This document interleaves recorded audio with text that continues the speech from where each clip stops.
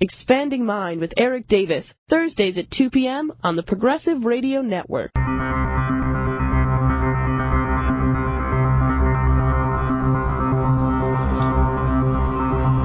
Welcome, folks, to Expanding Mind. I'm your host, Erik Davis, and I'm speaking to you from a very lovely day in Houston here.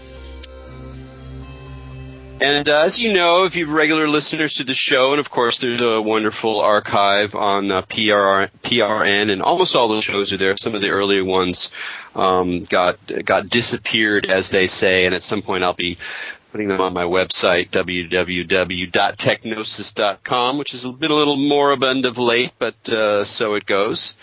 Anyway, the regular listeners will know that we often have occasion to talk about ayahuasca on the show, partly because we're interested in psychedelics in general and as one category of major mind manifestation of those sort of hinterlands of consciousness that confuse, baffle, seduce, attract, and transform us, at least in some cases, and particularly interested in ayahuasca because it's become such an interesting cultural phenomenon, because it asks so many questions about not just the perennial questions about what is reality and are there spirits and these things, but also more political questions about what does it mean to have modern Western world become suddenly very interested in these traditional paths, and is it possible to have a genuine encounter without exploitation? And it sort of raises a lot of issues in the world: globalism, the relationship of North and South, even as it also offers clearly for many, many people a powerful route towards healing and a powerful route towards asking big questions about what's up in this planet.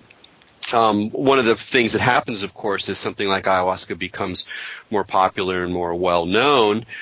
People go down to the Amazon, or there's, underground circuits throughout the West, and people start writing about their experiences, and there starts to become a kind of non-traditional based lore around these substances and what they do and what to expect, and people start to have expectations. And this has happened with all of the introduction of all of the psychedelics into modern Western culture. It happens to some degree even in a place like Brazil, where some of the most powerful ayahuasca sects are not, traditional with a capital T from the jungle, but are themselves mixed up of modern elements and Christianity and a whole range of very contemporary kinds of forces. But what happens today now is that people start to develop their own maps before they have their own encounters.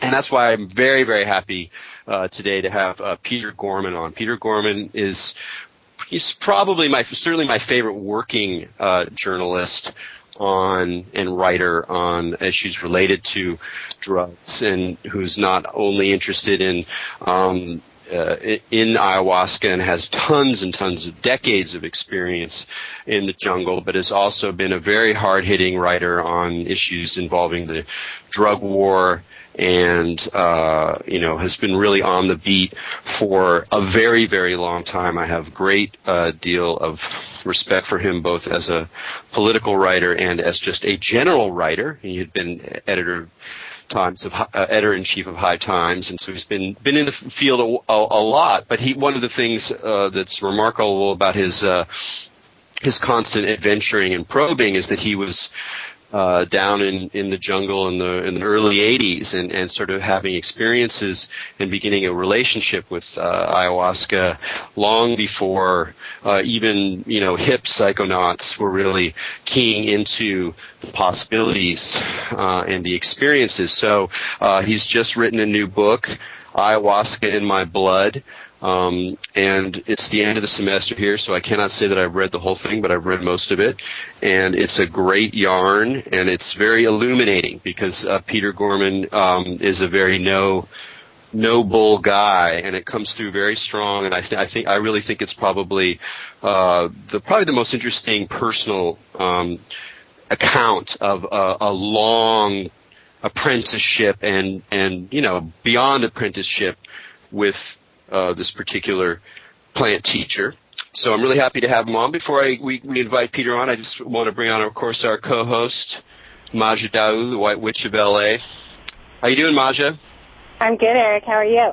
So what do you think? Is there any sign of the ayahuasca trend, and I use that word very intentionally, abating there? Like you're in Los Angeles, you're at sort of ground zero of restless New Age spiritual tourism. Here. So what's it look like over there? It's in full effect. I mean, I see it and hear about it constantly from people, and it kind of bums me out. And I had given a lecture on like kind of the lashback that happened after Carlos Castaneda, all these like eco-tourists or like ethno-botany tourists went down to Mexico and like stole all the shamans' peyote cactuses, and they all got bummed and like put out a message like, please stop taking our cactuses. And I mean, now there's like organized groups and stuff that go down there, but I think there's this thing that happens where in cultures like Los Angeles, it becomes this lust after the strange, where they think like this foreign, exotic ayahuasca is going to solve all of their spiritual problems, and it's like kind of making people turn it into this food of the gods or elixir when they're just using it more kind of like an escapee sort of thing and as a trendsetter than actually to use it shamanically like a lot of the shamans might advocate for. I'm not saying this is true always, and certainly there are some groups that definitely do it that way, but I mean, whenever we're talking about a plant substance, Los Angeles alone has plenty of DMT available plants that are here. There's really not a reason to go like off into La La Land to go searching for it when, I mean, I kind of think a lot of that stuff is already here, and literally DMT is in our own brains. So, I mean, there's something to be said for this lust after the strange and exotic, which seems to be hitting a lot of folks in LA about that. Well, I'm sure we'll get to some of these issues later on in the show, but for now I just want to bring on Peter Gorman. Peter, thanks for joining us on Expanding Mind. Well, thanks for having me, Eric. I appreciate it a lot. Glad to be here. So I wanted to go back and as I said, I'm really happy you sat down and cranked this book out. It's a big deal to sit and write a book in general, and to write about your own life. It raises all sorts of issues and challenges. But I really think it's an important and very engaging story, partly because of who you are, but also like when you really began your sort of engagement with the jungle and its teachings. So could you kind of sort of start off for us, like why and when did you first go to the jungle, and how did you kind of stumble into to this plant teacher, and particularly in light of how different our ideas are now than they were in the 1980s? Okay. I'll tell you the truth. I was in love with the Mexican Lacandon jungle and jungle in Guatemala and Belize. And the woman I lived with at the time, in the very early 80s, thought, he's probably going to end up in the Amazon. He's going to die down there. So she bought me a book called Headhunters of the Amazon by Updegraff, written about 100 years ago, about a fellow from Buffalo, New York, who went to visit a friend in Ecuador and ended up getting caught up in Indian wars and rubber baron wars, etc., which meant I had to go exactly there, which was the Yavari River, the border of Peru and Brazil. But the stepping off point for that was Iquitos. So it's a waterlocked city. There's no roads in or out. You need to fly in or come in on a boat. And a couple of friends got talked into coming, and we did the mountains with them, and then we went down to the jungle. By the time we hit the jungle, and this little smarmy guy came over, met us shortly after we left the airport and said, I'm a guide. I'll take you out to the jungle, real jungle, full jungle. I was so fed up with guides from the rest of my time in Peru that I blew him off, and I told my friends, there's just got to be a boat. Let's just get a boat. We'll go somewhere. We'll go out into the jungle, and we'll see what's what. Well, we did. We ended up in a place called Rakena where nobody would take us to the jungle. They were all terrified of Indians and snakes and ghosts, etc. And when we made our way back to Iquitos 2 weeks later, here's this smarmy little man. And he says, now are you ready to go to the jungle? We said we went. He said, no, you didn't. No one would take you out in the jungle. They're afraid. I'll take you out. And then he mentioned the word ayahuasca. And we said, what's that? And he said, hallucinogen. And we said, what are you talking about? We had never heard of this. In any event, we ended up going out with him for 3 days. And we ended up getting an opportunity to drink ayahuasca. We had no idea what it was. And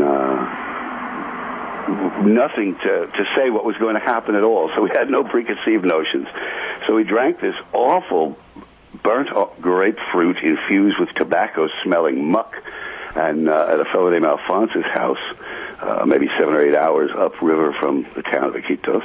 And the next thing you know, nothing seemed to happen. We were just sitting here on an open platform hut, sitting out there, and suddenly I heard this tremendous rumbling. It sounded like a river going in reverse.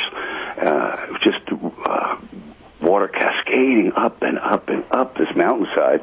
And I turned and I realized it was Alphonse, and he was vomiting wildly.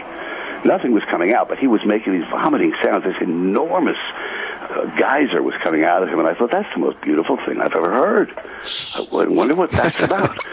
And a few minutes later, it was coming out of me. And it was like, my goodness, okay, this is what ayahuasca is. And so I heaved and heaved and heaved.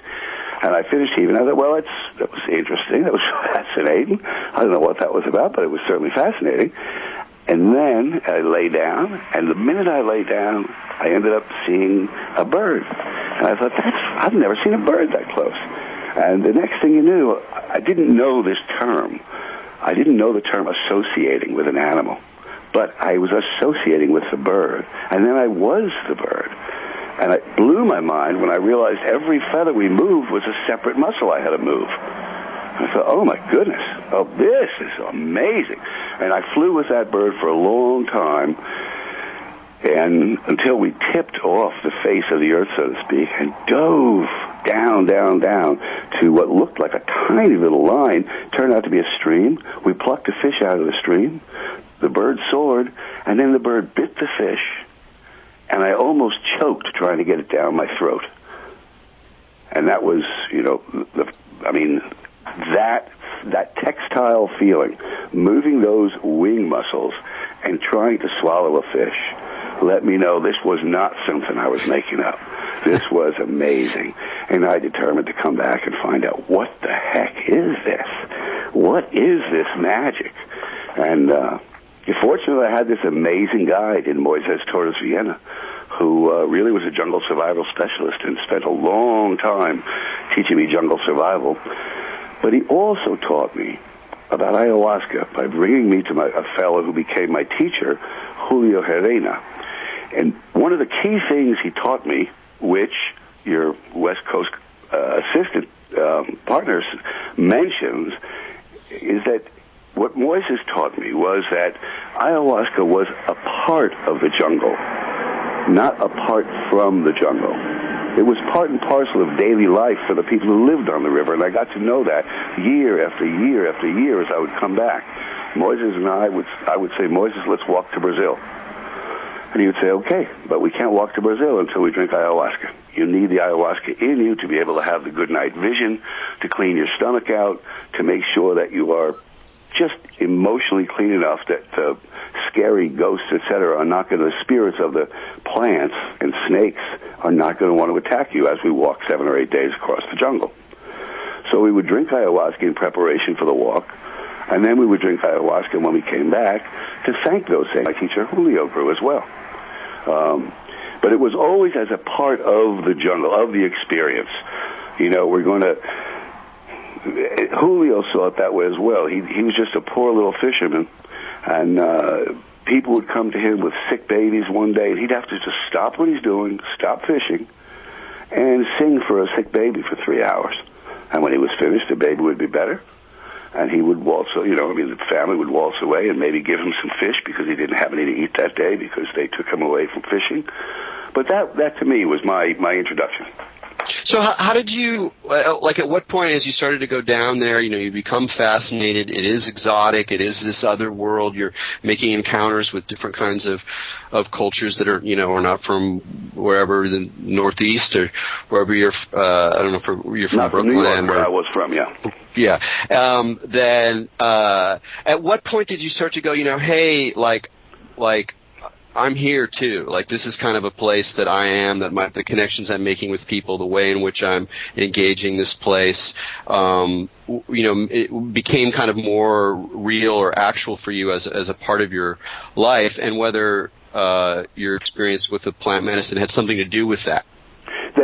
Yes, and it all was wrapped together. Really, it was the first 3 days made me want to come back. And the following year I came back and spent 30 days in the jungle with Moises, really just deep jungle, him teaching me survival techniques, building houses. He threw away all of our food, and I refused to eat the meat or fish because I was like, well, I didn't come here to kill endangered species, et cetera, et cetera. And then he politely threw away all of our food, which left me, after the third day of not eating anything, except a few leaves that he found for me. I now know how to find plenty of food, but at the time I didn't. And so he just feed me half a dozen leaves. I stole a couple of birds that he had on a spit. It was part of my life from the first time I was there. And by the third year, I was going down 3 months a year. I wound up, in the early 90s. Well, I'll tell you, what really happened for me was, as a journalist, you always need an angle that nobody else has. I had run into a group of indigenous called the Matzes, and I got a few throwaway things from them. I call them throwaway. They were like an arrow that was used in hunting that broke. And I thought, Moises charges me so much money. I wonder, there's got to be a way to find out, are these kind of tourist indigenous, or are these the real deal? And, as any decent journalist, he'd come up with an idea, and I said, okay, the only way I'm going to find out is let's offer to give all this stuff to the Museum of Natural History. When I go there and they laugh at me, I'll know they're tourist Indians, and I won't go to the jungle anymore with Moises. Well, I went there, and they said, can we have all this stuff? We don't have anything from them. We're building a new Hall of South American Peoples. Well, then that gave me a purpose, and it gave me assignments from people like Penthouse and Omni to go down to the jungle. So I began getting paid to go to the jungle, fairly regularly. And from there, I ended up, a little company called Shaman Pharmaceutical opened up. And the museum would send my material to the Bronx Botanical Gardens, if it was plant material, to be assayed. And Bronx Botanical Gardens always sent it back to the museum saying, this guy doesn't know how to collect plants. Well, I ran into one of the fellows at the Botanical Gardens, Stephen King, at Albert Einstein Convention, at Albert Einstein School, and where they were announcing the beginning of this new company, Shaman Pharmaceutical. And he said, if you're willing to learn how to collect plants, we will send you down there on a plant collecting trip. And it was an amazing opportunity. I was taught for 2 weeks in private lessons up at the Bronx Botanical Gardens how to collect and press plants. And then I went down to the jungle, and I had to put a boat together, and I'd never done that. A boat that's going to go out in the middle of nowhere, the Brazilian-Peruvian border, which is really, really no man's land at that time. And I wound up marrying the woman I hired to come along as a cook. And so then it wasn't just part of my life. It was like, well, now my family's down here, and now I bought a little house down there.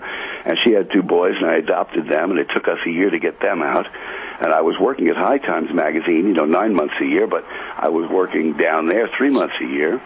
And we eventually moved there in the late 97 for 3 or 4 years, opened a little bar on the toughest block I could find in Iquitos, because I thought that would be much more interesting. It was on a real rough port block. And we had some good fights in that place. And well, you're clearly a seasoned experiencer before you went down to the jungle, and I'm curious how your encounter with the plant ally and your experiences over the years really changed your sense of what was possible through the ingestion of substances, whether you think of them as plant allies or as drugs or whatever the metaphor is. Clearly, there's something special about ayahuasca, perhaps simply being in the jungle as part of your experience. But how did it shift your sense of what was possible with the mind? There's a good question. I had certainly done my share of LSD and anything else you can imagine. It was part of my life. But when I encountered ayahuasca, I encountered something that showed me, didn't just let me know that there was a life force in everything. But let me see that there was a life force, a will, desires. You know, I mean, I look at the door has an opinion about things. Now, we don't speak to that door. We can't normally reach that door. How do you communicate with a door? Heck, it was foliage 20 million years ago, and now it's a piece of plastic, right? Doesn't mean it doesn't have a life force. And ayahuasca, here's the deal with ayahuasca. Imagine, I mean, the simplest way I can put it is, imagine a dog whistle. You know, you blow it, you don't hear it, I don't hear it, the cat doesn't hear it. The dog yelps with pain. It hears it. So just because we didn't see it doesn't mean it wasn't there. So ayahuasca, similarly, or, you know, I mean, somehow similarly, broadens the spectrum of what we normally see, touch, feel, taste. And in so doing, it allows us to meet an awful lot of the spirits, the real, I don't know what else to call them. I mean, I call them spirits, and I guess most people do. And that sounds like something with a form, and yes, we have to give it a form because our brains demand, you know, to not go insane. Our brains demand that we give shape to the shapeless. So call them spirits for lack of a real word for them. But to be able, and suddenly you find yourself, you can communicate very well with all sorts of spirits, and you really, not just that, but once you open that door, it doesn't close. I mean, you know, there's thousands of people living in my house at a given time. And my son, Marco, who first drank at 14, down in the Amazon where he was born, where it was part and parcel of his culture, you know, as he put it, you know, Dad, before last night, I was afraid of the dark because I thought that's when ghosts came out. Now that he did ayahuasca, I realize they're here all the time. They're everywhere. The room is packed with them. I don't think I'll be afraid of the dark. And he was never afraid of the dark after that. Unfortunately, the codicil is, once you open that door, it never quite closes again. So Marco, although he's moved out, when he lived here or when he stays here at night sometimes, will still, at age 23, call me, Dad, would you just tell him to shut up? And I've got to go in the room, and I'll see the spirits. Fellas, out. Either talk to Marco so he can hear it, or talk much quieter, or just leave the room. You can't, you know, he's trying to get some sleep. So, I mean, so what is it? How has it shifted? It allows a regularly pretty normal, sane person to be able to look at the car when the car doesn't want to work and just say, fella, do you want to be a lawn ornament or do you want to be a car? Your choice. And then the car will just go. And both my cars have over 300,000 miles on them, and they work like charms, knock on wood. And, you know, I mean, what does it do? It allows you to coax the dog to be more dog-like, the car to be more car-like, the kids to be more kid-like, and a lot more joy in your own life for, you know, remembering 20 times a day to look down, look around, and just say, oh, I'm seeing you, how are you? You know, to the tree or to the rock or whatever. Well, and that's a really amazing point that you make, and that's really, I think, about viewing reality as it really is. And for you were able to go to the jungle and have a context for that experience. But, I mean, what do you think about these people who have no context for that and don't understand how to talk to the ghosts and get kind of like overwhelmed by it, and the kind of difference between like that schizophrenic experience where it becomes horrifying and overwhelming, and the ability to actually, like, you know, recognize your car ghost and have a conversation with it and not get taken over with it? Like, what do you think is the delineating factor to keep people on the healthy side of conversing with these ghosts as opposed to, like, falling victim to them? Well, I mean, I think there are a few key navigational tools that, I mean, you know, if it was up to me, everybody in the world would come on my 2 trips a year where I only take 12 people. So not the whole world would fit. But I think that would give them the right context. And obviously there's a lot of people who have centers and retreats down there. Even those, I sort of question as, you mean you come from New York and you get on a plane and the next day you're drinking ayahuasca? Where's your context? You don't even know how to shop in town yet, much less, you know what I mean?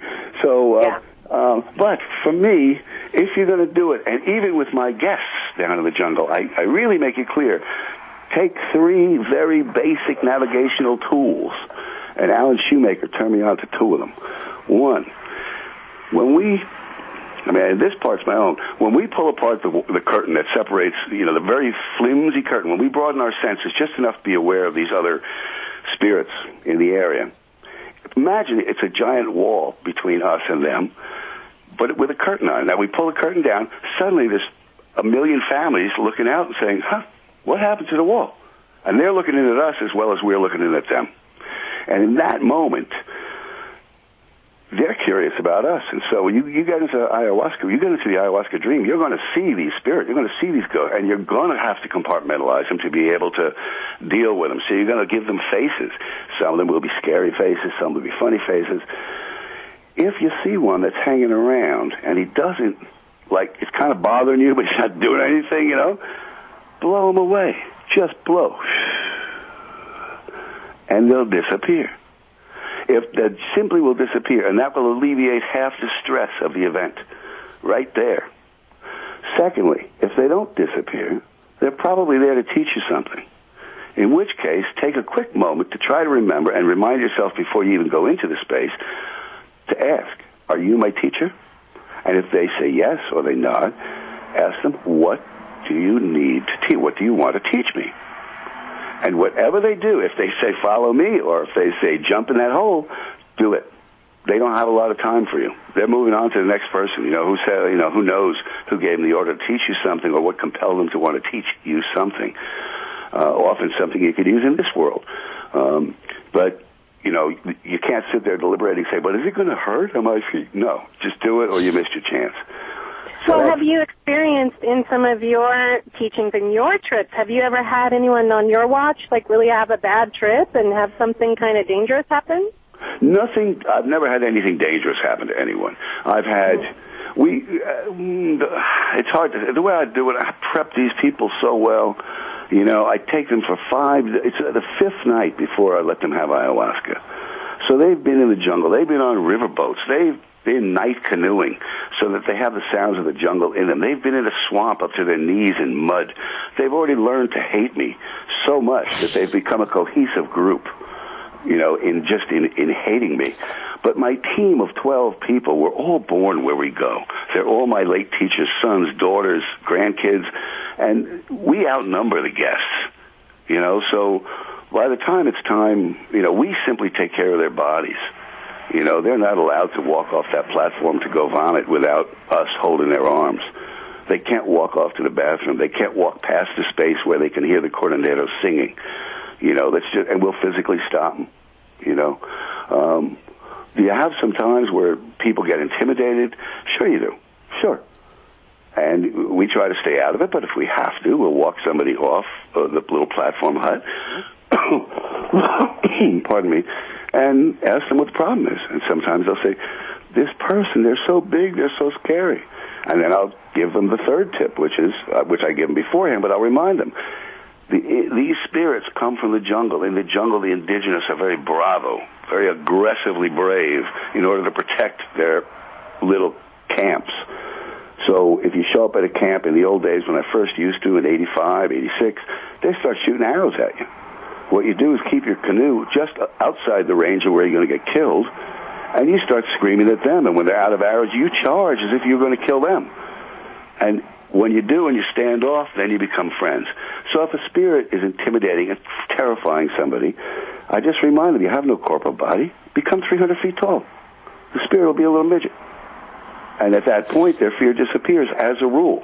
Now, does everybody who's holding ceremony all over the United States, or even in Peru, do they have any idea of any of these little techniques to help you get through? I don't know. I think it would be, for me, very intimidating.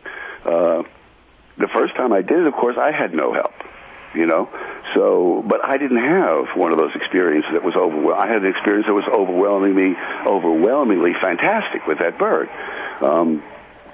When people have these very terrifying experiences, I think those three techniques I just gave you really do help a lot to eliminate some of the fear and ground you in that right moment. Because in the end, the medicine's going to teach you. She's going to give you a lot of stuff, whether you know it or not, because you're not going to process it for the next 5 or 10 years, if ever. Completely. Even if you don't know you got it, you got it. But at the same time, what I love about those techniques is just that they acknowledge the dynamics of the spirit realm, but also the way that the spirit realm does not work exactly like our realm, and yet they're a lot more handy than a lot of, like it may be.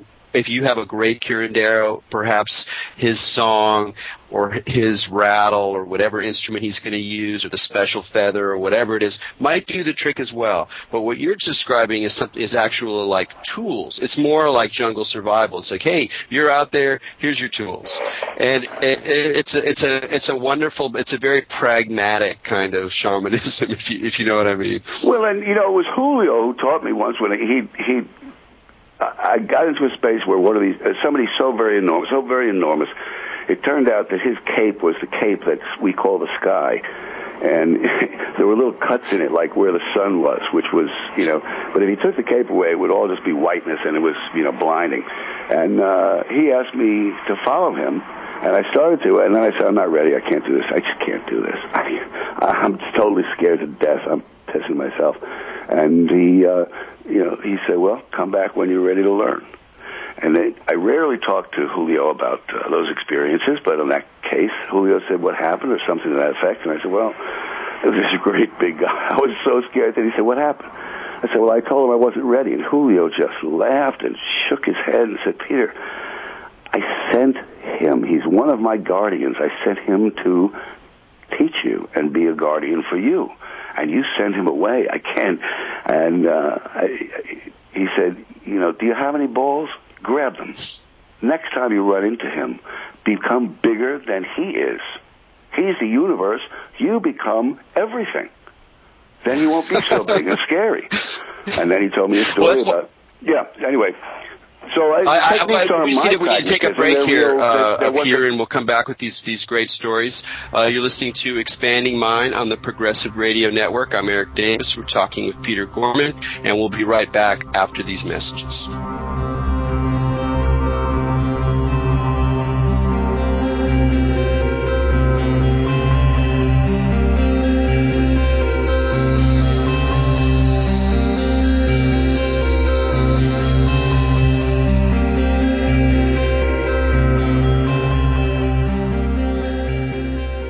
You are listening to PRN, Progressive Radio Network.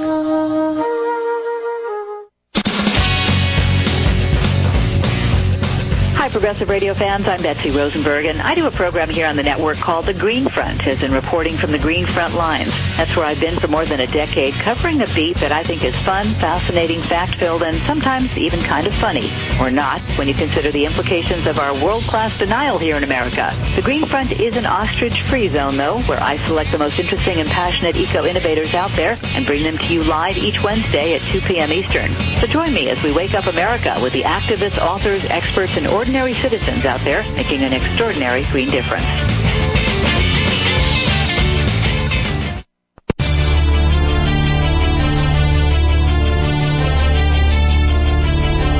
A little of Ella, a touch of the blues, and a voice that mellowed in the Lesotho Mountains is just how Dee Phillips from Cosmopolitan Magazine describes C.D.'s voice. Tony Award nominee and winner of several top industry awards, C.D. is the first Southern African woman to win Britain's most coveted Ivor Novello Award for international achievement in musical theater. Join the continuing journey of C.D.'s music from her beginnings in the African mountain kingdom of Lesotho to the international stage with a roster of world-class stars including Sting, Elton John, and Madonna. Listen to C.D.'s Grace Notes live from New York City every Tuesday at 7 p.m. Eastern Standard Time, only on the Progressive Radio Network.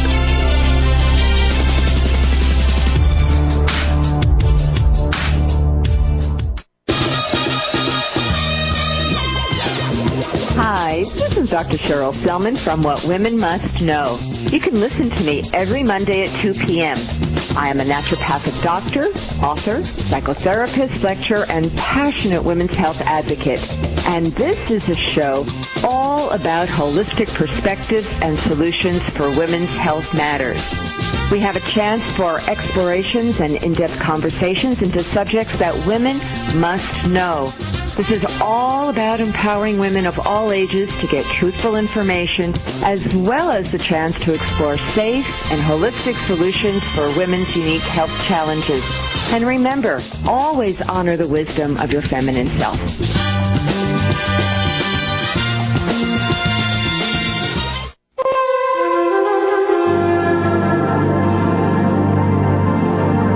Are you asking questions about the fate of our planet, your spiritual direction, and how to find meaning in a fast-paced society? Voices of Wisdom with John Jeanette is here to answer those questions and more. Tune in every Friday at 2 p.m. Eastern Standard Time to hear sacred activists and teachers exploring the meaning of contemporary culture. The show is produced by Wisdom University with regular commentary by Jim Garrison and Will Tagle. I'm your host, John Jeanette, and I look forward to your questions.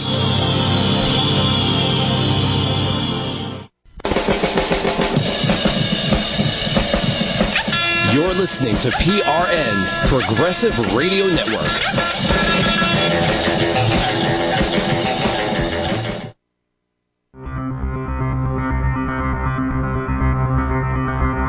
Welcome back to Expanding Mind on the Progressive Radio Network. I'm Maja Daou, and we're here with Erik Davis. We're talking with Peter Gorman about ayahuasca, a very popular word, but sort of little understood around these parts, I think, and it's very great to have Peter here telling us about his experience. And his new book is called Ayahuasca in My Blood. And Peter, I was just wondering, this is your life. Like, you had that experience with ayahuasca. Now, you're in it. You're in the jungle. You're in, like you say, the ayahuasca is in your blood. And I was just curious, what do you think, if you could put into context the purpose for ayahuasca, for someone like New York, like you said, someone that goes from New York to the boat, ingests it in the jungle for like 5 days and then returns to New York? Like, what kind of feedback have you gotten for what effect that has on people's consciousness or changes their lives, or how does bringing that jungle back into the cities, like, what do you think the kind of purpose or meaning to that is? Well, I would say, interestingly, of all the people I've ever taken out, and let me speak for me because I don't want to speak for somebody else. Of the people I've taken out, number one, I'm in touch probably with almost all of them once or twice a year. Number two, I would say 20%, 10%, but a legitimate percentage, come back and get the divorce that they wanted for 10 years and were afraid to get, or marry the person they wanted to marry and were afraid to ask, or quit the job. Not unusual at all that people come back and 3 months later, because I tell them, if you're my client, you're my client forever, and 3 months later they're saying, well, now you got me in a big fix. I just closed down my whole job because I realized my company, because it doesn't fit with the way the world should work. Now what should I do? And I've got to sit with them and go through with them what they might do with their life now that they've shut that down. So it makes enormous changes in people's lives. The work this stuff does is very big. Again, not everybody's ready for it, I don't think. Who the heck am I to say that? Maybe I'm phrasing that wrong. I think it comes on as a big surprise to a lot of people just how big the change will be. You'll be you. But if you suck going in, you'll probably suck a little less. And if you go in as a fairly evolved, wonderful, fantastic human being, ayahuasca will probably polish you up, to a high gleam. Does that happen with somebody on the first time? No. People often drink 8 or 10 times and don't, seem to have any effect that they can discern. But maybe there was a tumor that was going to grow that didn't grow because the ayahuasca took care of it before it had a chance to start. Something simple. A good ayahuasquero takes care of so many physical illnesses for you. A good ayahuasquero, a good shaman, is just an amazing thing to a person to be around. Man or woman, they move your body around, they fix things.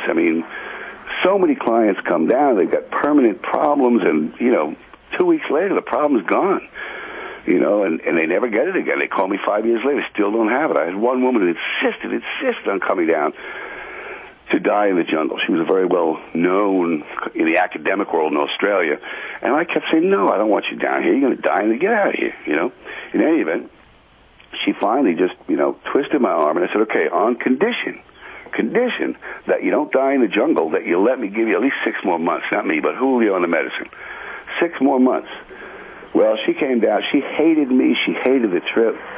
Julio worked on it all night, and that night he let me see his shikapa, his leaf bundle rattle, as it just shot light all through it. He let me see the work that he was doing. He was just moving stuff around on her insides, burning certain things out and lighting other things up. Well, the next day she hated me. She hated the trip. She wanted to go home early. And Julio said, wait, let me, ayahuasca doesn't really cure, you know, cancer, so let me have my son make this stuff. So he had his son collect some material, and he made her this witch's brew, and he said, you should drink 2 ounces every morning, 2 ounces at night until it's gone, and then you'll be better. Well, the woman didn't believe it, but fortunately she didn't die on my watch, and I sent her off to Brazil with her boyfriend. I mean, this is a 50-year-old woman, and she called me about 6 months later, saying, I hated the trip. You sucked. You're the worst guide in the world. It was horrible. You had me swimming in the river, and here I'm dying of cancer, and I'm now on the slopes of Italy riding around in a Vespa. 6 months later, she calls again. She's in India. 6 months later, she calls. That went on for probably 5 years. You know, she got 5 years more than the 2 weeks she had, according to her doctor. So, I mean, that's the curandero working on her. You know what I mean? That's him saying, okay, this is what I saw in ayahuasca. Now, one interesting thing I think that we need to note here, you know, traditionally the guests don't do the drinking of ayahuasca. My mother-in-law and father-in-law each, and my wife, each drank when they came of age, when they were going to get married, when there was some immense tumult in their life, 2 or 3 times in their life. But normally you go to the ayahuasquero, tell him what the issue is, and he drinks.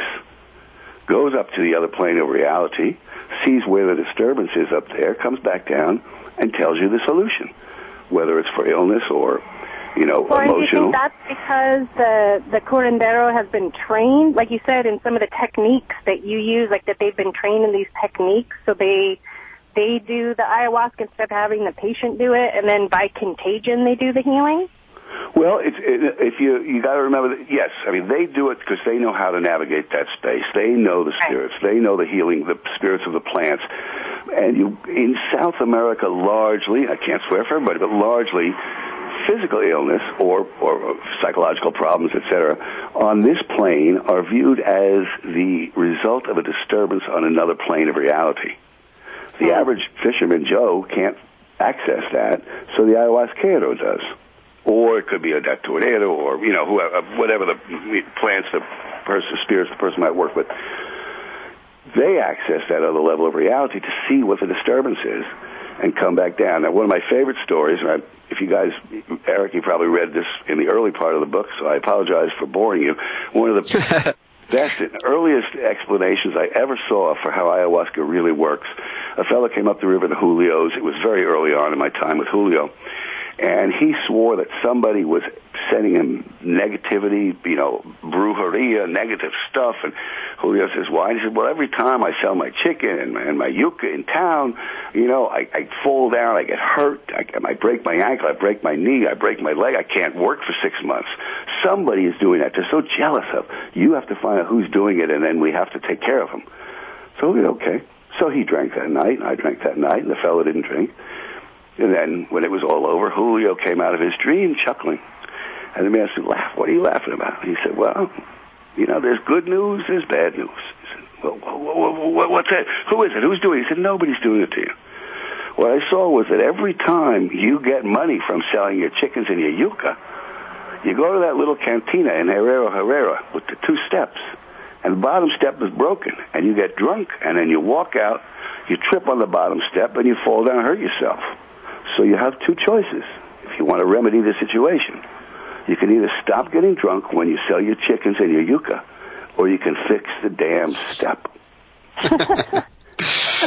That's ayahuasca. You know, that's really what ayahuasca is, and that's a traditional use, as simple as that. So here's the question I got for you. I think that like Maj's questions came out of a concern that a lot of people have, that there's some kind of dilution in the message, or there's just this kind of exploitation or this kind of tourist industry that's happening. And I'm getting the sense from you that you believe that while all of that kind of icky stuff is definitely going to be happening, that there really is the possibility here at this point in our very peculiar history to have real encounters that really change people. And so. Yeah, I mean, just sort of like reflect. Do you feel that that's happening for a reason? Do you have a sense that like the plant, that the jungle has a kind of plan in this? Is this part of a bigger plan, or is it just an opportunity that now more people outside of the jungle have? We get into real tricky ground here, because we get a little bit of my ego here. The first story nationally that I know of nationally printed on ayahuasca in, at the time, a major magazine, was my story on ayahuasca, Mind-Bending Drug of the Amazon, as it was horribly titled on the cover. But it was the first cover story on ayahuasca. So, I sort of caused some of this, because I caused some other people who caused other people who caused other people, and boom, boom. And, of course, Terence McKenna began writing about it the same time I did. And he had his whole West Coast on fire, and I had all the High Times people starting to talk about it. So I'm sometimes feel guilty about it.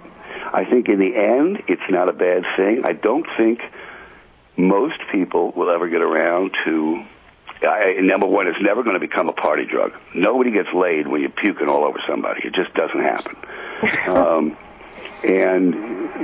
So I think it's still going to stay in, even if they're large circles, even if it's an awful lot of curiosity seekers, I think most people will, within a few times of doing it, either realize that this is a spirit which has her own demands. I mean, she makes demands on you.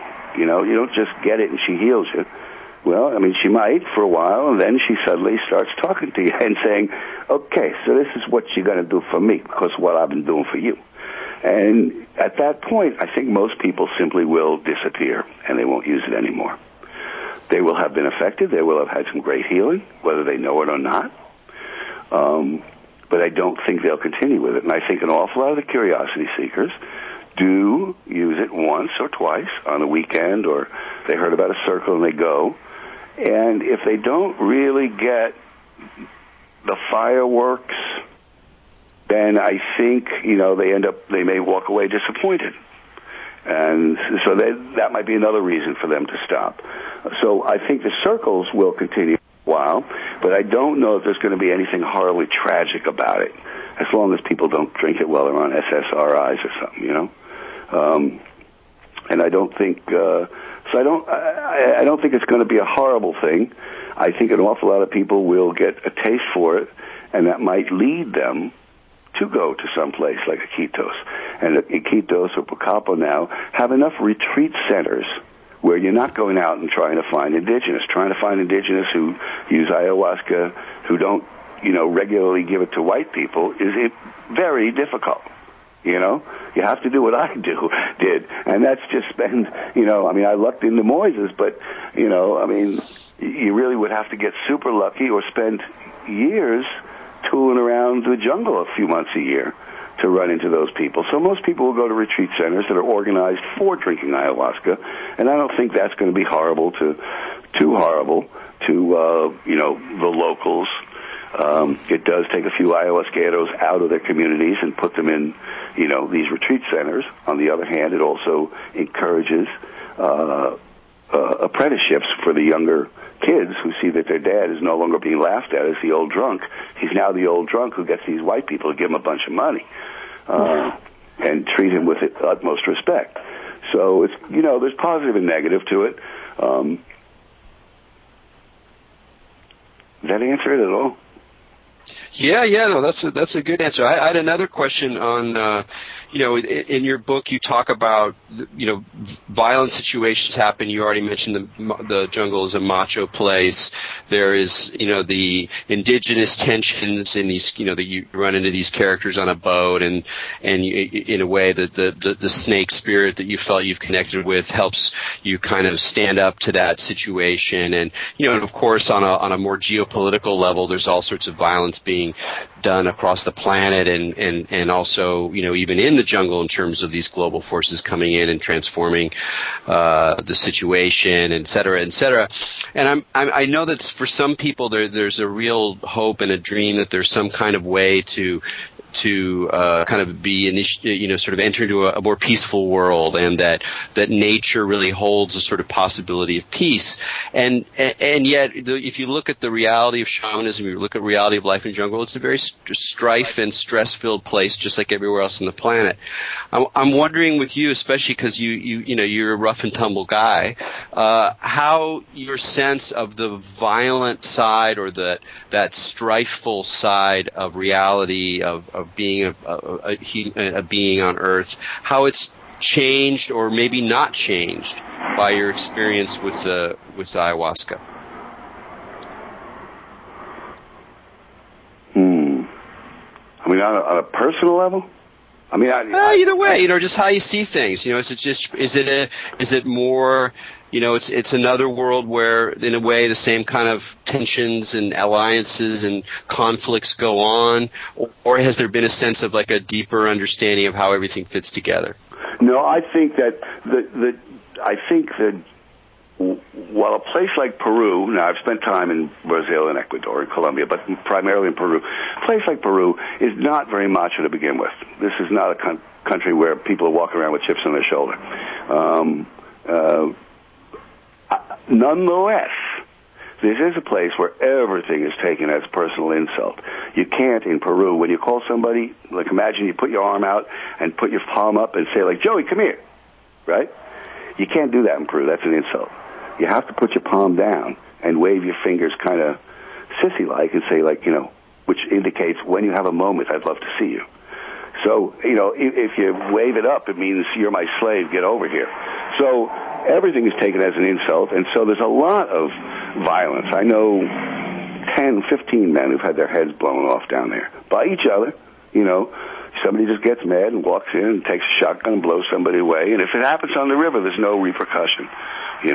Very, very infrequently that anybody would bother to. Everybody knows who did it, and it doesn't matter. Well, he had it coming. The guy slept with his wife. He blew him away. That's fine. So I think there's a certain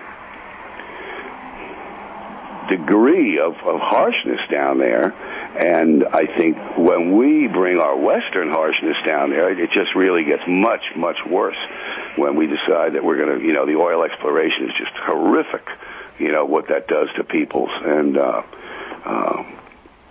Well, it's interesting because, my grandfather was a petroleum geologist for Exxon, and he went all over South America just doing that. He would find the rocks that indicated there was oil present. So he was part of that, kind of mission to find oil in those places. He was in Ecuador, Peru, Colombia, all over there, and he would go in the jungle with his machete and his team of men.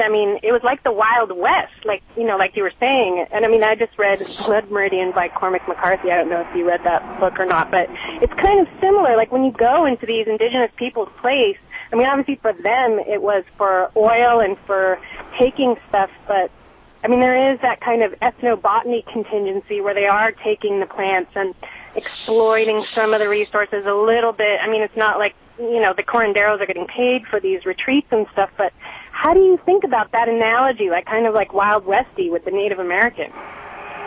Well, I don't think it's anything nearly as violent as the Native Americans. I think the population also is so much tinier with indigenous. Even the Mestizo Riverine population in the jungle area is very scattered, very small. The rubber boom was when that horror really went on in that in that place. Now even the oil exploration is not. Here's the problem with, for instance, with the logging operation. The logging operation, it's hard.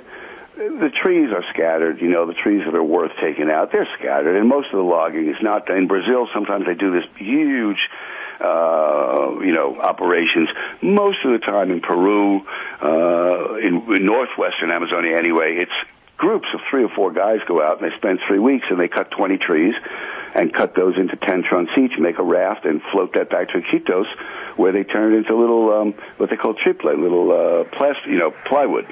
So they're taking this gorgeous stuff. But half the trees won't float. So, even that's not the biggest problem. The problem is if those guys set up a camp, then, and it's a permanent camp, then it becomes a little village. And around that camp now somebody's going to come to be their cook, somebody's going to come to be their prostitute, somebody's going to come to be, you know what I'm saying? And then suddenly you've exploited a new territory. You've opened up a place that had always traditionally been closed. And then, if there's only one tree that makes the fruit that the certain wild boar likes, like the, aguaje tree, and then if that boar doesn't come on that hectare anymore because you've cut down that tree, now all the animals that lived off that boar don't come there either. And so you really change the whole ecosystem at once. That's a very subtle sort of violence, but it's still a kind of violence because it shifts things permanently. Hey, Peter, so we only got a couple more minutes here, and I wanted to give you an opportunity to tell people about where they can find your stuff online or more information about your book or your tours or anything. All right, thanks. I have a pgorman.com website, which talks about my tours and has book connections. Amazon.com sells my book. Kindle sells my book. And it sells very well. It's maybe 8 or 10 bookstores around the country sell it.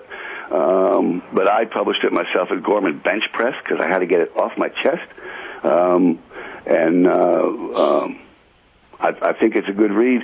Tours are available, 10 people a couple of times a year, and out into the deep jungle. As long as you're willing to get your hands real deep in the mud, I'm the right guy for you. There's also a couple of other books that are out there now that are very, very good on the subject, and one in particular is Singing to the Plants by Steve Byer, which, if you want to know about shamanism in northwest Amazonia, he's the encyclopedic sort of guy.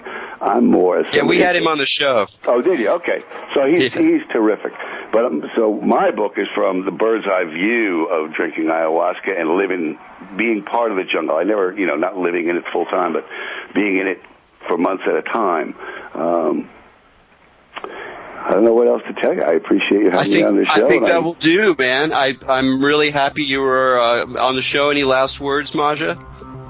No, just thanks for being on the show. That was a really interesting perspective from someone who's actually living it rather than just kind of, trying to be part of some idealistic fantasy of it. Well, thanks very much for having me. I appreciate it a lot. All right, this is Erik Davis for Expanding Mind. Keep your minds open.